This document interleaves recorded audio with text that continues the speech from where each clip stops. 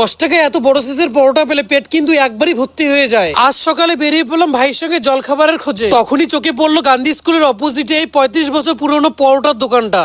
বাজারের প্রথম আর সকালে টাইমিংটা 5টা 4টা থেকে 9টা 10টা 12টা অবধি পাওয়া যায় পরোটা। সকাল 5টা থেকে।